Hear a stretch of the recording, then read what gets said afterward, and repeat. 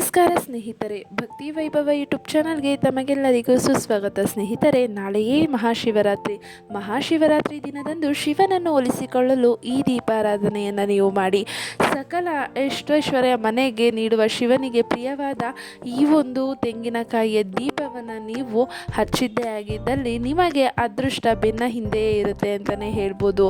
ಶಿವನಿಗೆ ಶಿವನಿಗೆ ಪ್ರಿಯವಾಗಿರುವಂತಹ ಈ ಒಂದು ದೀಪವನ್ನು ಹಚ್ಚಿದ್ದೇ ಆಗಿದ್ದಲ್ಲಿ ನಿಮ್ಮ ಸಕಲ ಆಸೆಗಳು ಈಡೇರುವುದು, ಹಾಗೆ ಕಷ್ಟಗಳು ನಿವಾರಣೆಯಾಗುವುದು. ಹಾಗಿದ್ರೆ ಶಿವನಿಗೆ ಈ ಒಂದು ದೀಪವನ್ನು ಹೇಗೆ ಹಚ್ಚಬೇಕು, ಹಾಗೆ ಈ ದೀಪವನ್ನು ಹಚ್ಚುವುದರ ಪ್ರಯೋಜನ ಏನು ಅನ್ನೋದನ್ನು ವಿಡಿಯೋ ಮೂಲಕ ತಿಳ್ಕೊಳ್ಳೋದಕ್ಕಿಂತ ಮುಂಚೆ ದಯವಿಟ್ಟು ಚಾನಲನ್ನು ಸಬ್ಸ್ಕ್ರೈಬ್ ಮಾಡ್ಕೊಳ್ಳಿ. ವಿಡಿಯೋ ಇಷ್ಟ ಆಯಿತು ಅಂದರೆ ವಿಡಿಯೋಗೆ ಲೈಕ್ ಮಾಡಿ, ಶೇರ್ ಮಾಡಿ, ಕಮೆಂಟ್ ಬಾಕ್ಸ್ನಲ್ಲಿ ಓಂ ನಮಃ ಶಿವಾಯ ಎಂದು ಕಮೆಂಟ್ ಮಾಡಿ. ಸ್ನೇಹಿತರೆ, ಶಿವರಾತ್ರಿ ಎಂದು ತೆಂಗಿನಕಾಯಿ ಅಂದರೆ ಶ್ರೀಫಲ ದೀಪವನ್ನು ಹಚ್ಚುವುದು ಅತ್ಯಂತ ಪವಿತ್ರ ಮತ್ತು ಶ್ರೇಷ್ಠವೆಂದು ಪರಿಗಣಿಸಲಾಗಿದೆ. ಹೌದು ಸ್ನೇಹಿತರೆ, ಮಹಾಶಿವರಾತ್ರಿ ಎಂದು ನೀವು ತೆಂಗಿನಕಾಯಿಯ ದೀಪವನ್ನು ಹಚ್ಚಿದ್ದೇ ಆಗಿದ್ದಲ್ಲಿ ನಿಮಗೆ ದೇವರ ಕೃಪೆ ಸದಾ ಇರುತ್ತೆ ಅಂತಲೇ ಹೇಳ್ಬೋದು. ಇದು ದಾರಿದ್ರ್ಯವನ್ನು ನೀಗಿಸಿ ಸಾಲದ ಬಾಧೆ ಕಡಿಮೆ ಮಾಡಿ ಆರೋಗ್ಯ ಮತ್ತು ಸಕಾರಾತ್ಮಕ ಶಕ್ತಿಯನ್ನು ಹೆಚ್ಚಿಸುತ್ತದೆ. ಈ ಒಂದು ದೀಪವನ್ನು ಹಚ್ಚೋದ್ರಿಂದ ನಿಮ್ಮ ಮನೆಯಲ್ಲಿರುವಂತಹ ದಾರಿದ್ರ್ಯ ಹೋಗುತ್ತೆ, ಸಾಲದ ಬಾಧೆ ಕಡಿಮೆ ಆಗುತ್ತೆ, ಆರೋಗ್ಯ ಮತ್ತು ಸಕಾರಾತ್ಮಕ ಶಕ್ತಿಯನ್ನು ಕೂಡ ಹೆಚ್ಚಿಸುತ್ತೆ ಅಂತಲೇ ಹೇಳ್ತಿದ್ದಾರೆ. ತೆಂಗಿನಕಾಯಿಯ 3 ಕಣ್ಣುಗಳಿರುವ ಭಾಗವನ್ನು ಬಳಸಿ ಅರಿಶಿನ ಕುಂಕುಮ ಹಚ್ಚಿ ಅವು ತುಪ್ಪ ಅಥವಾ ಎಳ್ಳೆಣ್ಣೆ ಹಾಕಿ ಶಿವನ ಮುಂದೆ ಬೆಳಗಿಸುವುದರಿಂದ ಇಷ್ಟಾರ್ಥಗಳು ಸಿದ್ಧಿಸುತ್ತವೆ ಅಂತಲೇ ಹೇಳ್ಬೋದು.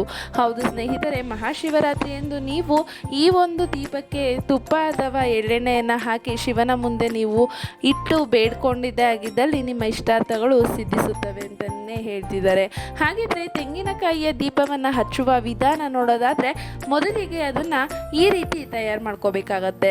ಅದರ ಪೀಚು ತೆಗೆದ ತೆಂಗಿನಕಾಯಿಯನ್ನು ಸಮನಾಗಿ ಎರಡಾಗಿ ಒಡೆದು ನೀರನ್ನು ತೆಗೆದು ಸ್ವಚ್ಛಗೊಳಿಸಿ ಹೊರಭಾಗದಲ್ಲಿ ಅರಿಶಿನ ಕುಂಕುಮವನ್ನು ಹಚ್ಚಿದ ನಂತರ ತೆಂಗಿನ ಚಿಪ್ಪಿನಲ್ಲಿ ಅವು ತುಪ್ಪ ಅಥವಾ ಎಳ್ಳೆಣ್ಣೆ ತುಂಬಿ ಹತ್ತಿ ಬತ್ತಿಗಳನ್ನು ಸಾಮಾನ್ಯವಾಗಿ ನೀವು 3 ಬತ್ತಿಗಳನ್ನು ಹಾಕಬೇಕಾಗತ್ತೆ. ಅಂದರೆ ಒಂದು ಜೋಡಿ ಬತ್ತಿ, ಇನ್ನೊಂದು ಜೋಡಿ ಬತ್ತಿ, ಇನ್ನೊಂದು ಜೋಡಿ ಬತ್ತಿ, ಆ ರೀತಿ 3 ಬತ್ತಿಗಳನ್ನು ಹಾಕಬೇಕಾಗತ್ತೆ. ಈ ಒಂದು ದೀಪವನ್ನು ಹಚ್ಚಿ ನೀವು ಯಾವ ಜಾಗದಲ್ಲಿ ಇಡಬೇಕು ಅಂತಂದರೆ ಶಿವಲಿಂಗದ ಮುಂದೆ ಅಥವಾ ಮನೆಯ ಈಶಾನ್ಯ ಮೂಲೆಯಲ್ಲಿ ಇರಿಸಿ ದೀಪವನ್ನು ಬೆಳಗಿಸಬೇಕಾಗತ್ತೆ. ಈ ದೀಪವನ್ನು ಹಚ್ಚಬೇಕಾದ್ರೆ ನೀವು ಓಂ ನಮಃ ಶಿವಾಯ ಅಥವಾ ಶಿವನ ಸ್ತೋತ್ರಗಳನ್ನು ಪಠಿಸುತ್ತಾ ದೀಪಗಳನ್ನು ಬೆಳಗಿಸಿದ್ದೇ ಆಗಿದ್ದಲ್ಲಿ ನಿಮ್ಮ ಇಷ್ಟಾರ್ಥಗಳು ಈಡೇರುತ್ತೆ ಅಂತಲೇ ಜ್ಯೋತಿಷ್ಯ ಶಾಸ್ತ್ರದ ಪ್ರಕಾರ ಹೇಳ್ತಿದ್ದಾರೆ. ಹಾಗೆ ಈ ಒಂದು ದೀಪ ಹಚ್ಚೋದ್ರಿಂದ ಪ್ರಯೋಜನ ಏನಾಗುತ್ತೆ, ಹಾಗೆ ಮಹತ್ವ ನೋಡೋದಾದರೆ ನಿಮ್ಮ ಅಹಂಕಾರದ ವಿನಾಶ ಆಗುತ್ತೆ ಅಂತಲೇ ಹೇಳ್ಬೋದು. ಅಂದರೆ ತೆಂಗಿನಕಾಯಿಯನ್ನು ಒಡೆಯುವುದು ನಮ್ಮ ಅಹಂಕಾರವನ್ನು ತ್ಯಜಿಸುವುದರ ಸಂಕೇತವಾಗಿದೆ ಅಂತಲೇ ಹೇಳ್ತಾ ಇದ್ದಾರೆ.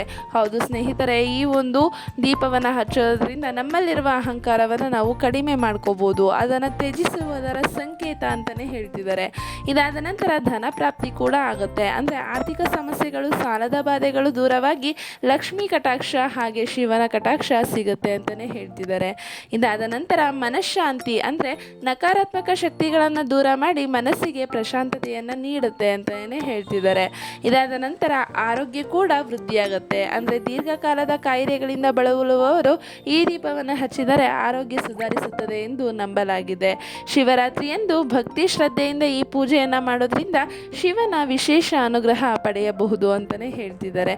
ಹೌದು ಸ್ನೇಹಿತರೆ, ನೀವು ಕೂಡ ಶಿವನಿಗೆ ಈ ಒಂದು ತೆಂಗಿನಕಾಯಿಯ ದೀಪವನ್ನು ಹಚ್ಚಿ ನೀವು ಕೂಡ ಶಿವನಲ್ಲಿ ತಮ್ಮ ಕೃಪೆಯನ್ನು ಹೇಳಿಕೊಂಡ್ರೆ, ತಮ್ಮ ಕಷ್ಟಗಳನ್ನು ಹೇಳಿಕೊಂಡ್ರೆ ತಮ್ಮ ಇಷ್ಟಾರ್ಥಗಳು ವೃದ್ಧಿಯಾಗುತ್ತೆ ಅಂತಲೇ ಹೇಳ್ತಿದ್ದಾರೆ.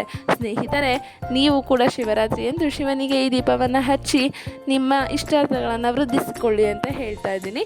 ವಿಡಿಯೋ ನೋಡಿದ್ದಕ್ಕಾಗಿ ಧನ್ಯವಾದಗಳು. ವಿಡಿಯೋ ಇಷ್ಟ ಆಗಿದೆ ಅಂತ ಅನ್ಕೊತೀನಿ. ಇಷ್ಟ ಆಗಿದ್ರೆ ವಿಡಿಯೋಗೆ ಲೈಕ್ ಮಾಡಿ, ಶೇರ್ ಮಾಡಿ, ಕಮೆಂಟ್ ಬಾಕ್ಸ್ನಲ್ಲಿ ಓಂ ನಮಃ ಶಿವಾಯ ಎಂದು ಕಮೆಂಟ್ ಮಾಡಿ. ವಿಡಿಯೋ ವೀಕ್ಷಿಸಿದ್ದಕ್ಕಾಗಿ ಧನ್ಯವಾದಗಳು.